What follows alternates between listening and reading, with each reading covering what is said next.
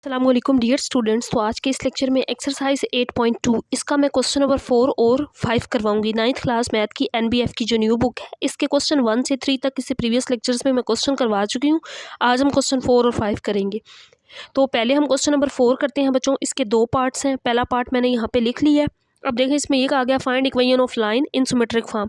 Line की equation हम इससे पहले डिफरेंट फॉर्म्स में फाइंड कर चुके हैं, लेकिन यहाँ पे सिमेट्रिक फॉर्म पूछी गई है। तो सबसे पहले तो आपने ये याद करना है कि सिमेट्रिक फॉर्म क्या होती है। देखिए मैं इसको पहले लिखती हूँ। सिमेट्रिक फॉर्म होती है x minus x1 divided by cos theta, x के नीचे कोस थीटा, फिर y माइनस y1 और y के नीचे साइन थीटा। तो बच्चों x1 और y1 ये दो पॉइंट्स तो हमें पता है, साइन थीटा कोस थीटा हमें नहीं पता। इसकी वैल्यू हमने निकालनी है। गिवन क्या है? tan theta. अब यहाँ पे थोड़ा सा ट्रिग्नोमेट्री का कॉन्सेप्ट आएगा, ये मैं आपको सेपरेट समझाती हूँ, फिर हम यहाँ पे हल कर लेते हैं इसको। तो देखिए बच्चों ये तीन ट्रिग्नोमेट्रिक रेशियोज होती हैं। एक होती है साइन। साइन क्या होता है? Perpendicular over hypotenuse. इसी तरह अगर हम कोस देखें, कोस थीटा ये होता है बेस ओवर हाइपोटेन्यूज। और टेन थीटा क्या होता है? साइन ओवर कोस होता है। हाइपोटेन्यूज कैंसल आउट कर दें, यानी कि परपेंडिकुलर ओवर बेस, इसको टेन कहते हैं।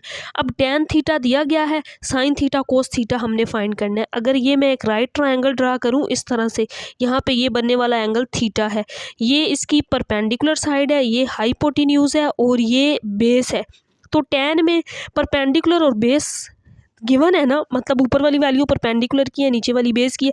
हाइपोटेन्यूज हमने फाइंड करना है, तभी हम साइन और कोस फाइंड कर सकते हैं। तो हाइपोटेन्यूज हम पाइथागोरस थ्योरम से फाइंड करते हैं, यानी कि हाइपोटेन्यूज का square is equal to perpendicular square plus base square. तो यहाँ से हम ये एज फाइंड कर लेंगे, तो फिर हम साइन और कोस भी फाइंड कर लेंगे। तो देखिए बच्चों अब हम यहाँ पे हल कर लेते हैं। तो टेन थीटा, तो जैसा कि मैंने आपको बताया इस तरह ये एक राइट ट्रायंगल अगर हम ड्रा करें तो यहाँ पे ये बनने वाला एंगल थीटा, ये परपेंडिकुलर है, ये बेस है बी और ये हाइपोटेन्यूज है। सबसे पहले हमने फाइंड करना हाइपोटेन्यूज। टेन मैंने आपको बताया टेन क्या होता है? Perpendicular over base. तो इसका मतलब परपेंडिकुलर ऊपर वाली वैल्यू 3 की है, यानी कि परपेंडिकुलर 3 है, नीचे बेस की वैल्यू है यानी कि बेस 4 है। तो हाइपोटेन्यूज हम पाइथागोरस थ्योरम से फाइंड करते हैं। Hypotenuse square is equal to perpendicular square plus base square. तो इसको तो हमने फाइंड करना है, एज इट इज लिखते हैं। परपेंडिकुलर 3 है, यहाँ पे 3 का स्क्वायर, बेस क्या है 4, तो 4 का स्क्वायर ले लेंगे। 3 का स्क्वायर लेते हैं 9, 4 का स्क्वायर लेंगे तो 16, दोनों को ऐड करेंगे तो 25 यहाँ पे स्क्वायर है। अब हमें सिर्फ एज की वैल्यू चाहिए। स्क्वायर ख़त्म करने के लिए हम दोनों साइड्स पे अंडर रूट ले लेते हैं, तो यहाँ पे भी अंडर रूट, यहाँ पे भी अंडर रूट, ये इससे कैंसल आउट। तो 25 का अंडर रूट 5, तो हाइपोटेन्यूज की वैल्यू आ गई 5। अब हम इजीली साइन और कोस फाइंड कर सकते हैं। तो पहले हम फाइंड कर लेते हैं साइन थीटा। साइन थीटा का मैंने फार्मूला आपको बताया, परपेंडिकुलर ओवर हाइपोटेन्यूज, साथ ही हम कोस भी लिख लेते हैं। कोस क्या होता है? Base over hypotenuse. तो अब हमने हाइपोटेन्यूज फाइंड कर लिया है, तो ये वैल्यूज हम इजीली फाइंड कर सकते हैं। साइन थीटा परपेंडिकुलर की वैल्यू कितनी है? 3, और हाइपोटेन्यूज हमने फाइंड किया है ये 5 है, यहाँ पे हम 5 लिख देंगे। फिर कोस थीटा, यहाँ पे बेस की वैल्यू 4 है, डिवाइडेड बाय हाइपोटेन्यूज, ये हमने फाइंड किया 5। तो ये दोनों आंसर्स आ गए। तो बच्चों अब हम ये सिमेट्रिक फॉर्म फाइंड कर सकते हैं। x1 और y1 तो पॉइंट दिए गए हैं, मतलब पहला x1 है, दूसरा y1 है। तो x1 की जगह पे -4 और y1 की जगह पे 2, बाकी साइन थीटा और कोस थीटा की वैल्यू पुट कर देते हैं। तो मैं पहले इसको लिख लेती हूँ। सिमेट्रिक फॉर्म क्या है? x minus x1 over cos theta is equal to y minus y1 over sine theta. और x1 y1 पॉइंट ये क्वेश्चन के अंदर गिवन है, इसको मैं यहाँ पे दोबारा लिख रही हूँ ताकि आपको समझ आ जाए हम पुट क्या कर रहे हैं। आपके सामने मैंने इसको दोबारा लिख लिया। यहाँ पे बच्चों अब हम पुट करने लगे हैं। x माइनस x1 -4 है, तो ये वाला माइनस प्लस हो जाएगा, divided by cos theta. Cos theta की वैल्यू हमने यहाँ पे निकाली है 4/5, यहाँ पुट कर देंगे। फिर y माइनस y1, यहाँ पे देखिए y1 सेकेंड वाला पॉइंट जो कि 2 है, और साइन थीटा ये हमने फाइंड किया है 3/5। तो ये इसकी सिमेट्रिक फॉर्म होगी। आगे मजीद इसको सिंप्लीफाई नहीं करना, अगर करना चाहें तो 5 डिवाइड है ऊपर ले जाएं, इसके साथ मल्टीप्लाई, इसके साथ मल्टीप्लाई, लेकिन आगे सोल्यूशन नहीं कहा गया, जस्ट ये कहा गया था कि लाइन की इक्वेशन फाइंड करें सिमेट्रिक फॉर्म में। तो ये इसकी सिमेट्रिक फॉर्म आ गई है। अब हम इसका पार्ट नंबर 2 करते हैं।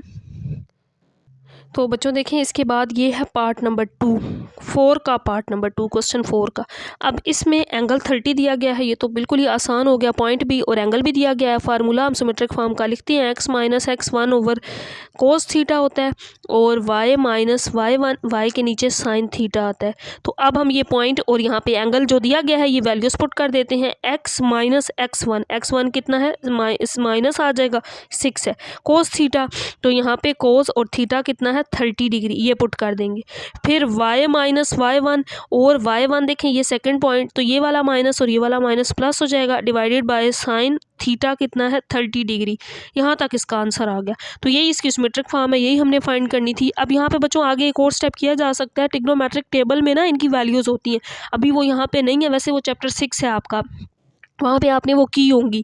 तो मैं यहाँ पे और करके लिख देती हूँ कि बुक वाले इस फॉर्म में भी इसका आंसर लिख सकते हैं। कोस 30, तो बच्चों कोस 30 पे क्या होता है, √3/2 होता है जो साइन 60 पे होता है, और यहाँ पे y + 6 साइन 30 पे वैल्यू होती है 1/2।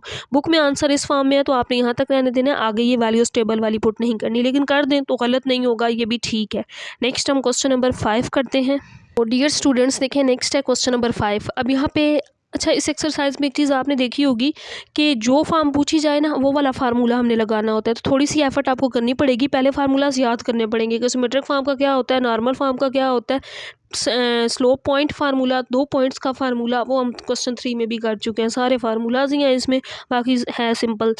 Find equation in normal form, normal form में इक्वेशन फाइंड करें। सबसे पहले तो हमें ये पता होना चाहिए कि नॉर्मल फॉर्म क्या होती है। तो देखें ये होती है x कोस थीटा, x के साथ कोस, फिर plus y sine theta is equal to p।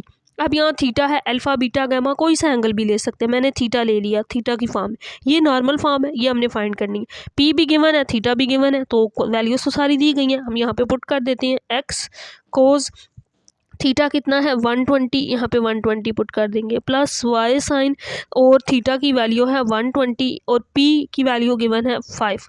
ये तमाम वैल्यूज़ मैंने पुट कर दी। तो अब जो हमने 1 बाय 1 इनकी वैल्यूज़ निकालनी है। कोस 120, इसका आंसर आएगा आपके पास कैलकुलेटर पे, अगर आप कैलकुलेटर में फ्रैक्शन में निकालें तो फिर -1/2, पॉइंट्स में निकालें ना तो 0.5, और वैसे भी ये आपने चैप्टर 6 में टेबल में भी तमाम वैल्यूज़ निकाली होंगी, तो इनको आपने यहाँ पर थोड़ा सा याद कर लेना है, कैलकुलेटर पे निकाल लें या फिर याद रखें। साइन 120 पे क्या होता है, √3/2, क्योंकि हमने इक्वेशन फाइंड करनी है ना, तो पॉइंट्स की फॉर्म में नहीं लिखना है इसको, तो ये 0.8 समथिंग आता है, जिसको हम √3/2 लिखते हैं। अब यहाँ पे एलसीएम ले लेते हैं, एलसीएम क्या आएगा 2, यहाँ पे 2 तो कट जाएगा, -x, यहाँ पे भी 2 कैंसल आउट, तो √3 साथ y इज इक्वल टू 5। अब हम इसको क्रॉस मल्टीप्लाई कर देंगे, -x प्लस √3y, और 2 को मल्टीप्लाई कर दें 5 से 10। ये इक्वेशन हमने फाइंड कर ली नॉर्मल की, लेकिन x को हमेशा पॉजिटिव बनाना होता है, तो इस वजह से हम इन दोनों को दूसरी साइड पे ले जाते हैं। x प्लस हो जाएगा, ये प्लस √3y इधर आके माइनस, और यहाँ पे पहले क्या था +10 था, तो यहाँ पे जब ये सारी वैल्यू दूसरी साइड पे गई इक्वल में 0 रह गया। This is the equation of the normal, तो ये हमने नॉर्मल की इक्वेशन फाइंड करनी थी, ये इसका आंसर आ गया। नेक्स्ट हम इसका पार्ट नंबर 2 करते हैं। तो इसके बाद देखें बच्चों, यहाँ पे नेक्स्ट आ गया पार्ट नंबर 2। अब यहाँ पे p दिया गया है और एंगल यहाँ पे tan की फॉर्म में गिवन है, तो हमने साइन और कोस फाइंड करना है। तो पहले हम नॉर्मल फॉर्म लिख लेते हैं। नॉर्मल फॉर्म क्या होती है, x cos theta plus y sine theta is equal to p, ये फॉर्म हमने फाइंड करनी। हमें कोस थीटा और साइन थीटा चाहिए, लेकिन यहाँ पे तो tan दिया गया है, तो यहाँ पे हम एक ट्रायंगल ड्रा करते हैं। यहाँ पे बनने वाला एंगल थीटा, ये परपेंडिकुलर है, ये बेस है, और ये हाइपोटेन्यूज है। तो यहाँ से हमने साइन और कोस फाइंड करना है। साइन थीटा अगर मैं यहाँ से निकालूँ तो साइन क्या होता है, परपेंडिकुलर ओवर हाइपोटेन्यूज।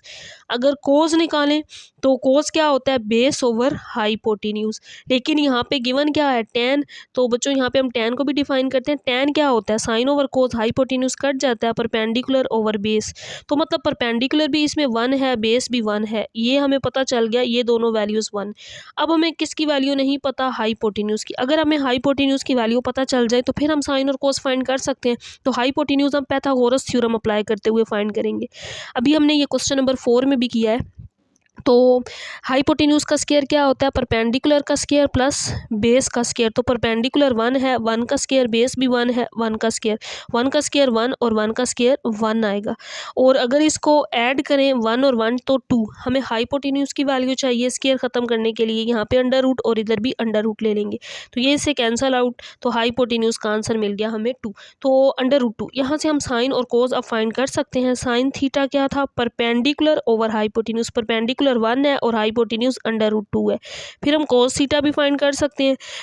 बेस क्या है 1 और हाइपोटेन्यूज का आंसर हमने फाइंड किया अंडर रूट 2। तो ये हमारे पास वैल्यूज़ आ गई। तो बच्चों अब हम ये फार्मूला जो था ना नॉर्मल फॉर्म का, इसमें वैल्यूज़ पुट कर देते हैं। X cos theta plus y sine theta is equal to p. X cos theta यहाँ पे क्या आ जाएगा 1 over under root 2 plus y sine theta भी वही आया है 1 ओवर अंडर रूट 2 और पी की वैल्यू क्वेश्चन के अंदर गिवन थी 10। यहाँ पे मैंने इन वैल्यूज़ को पुट कर दिया।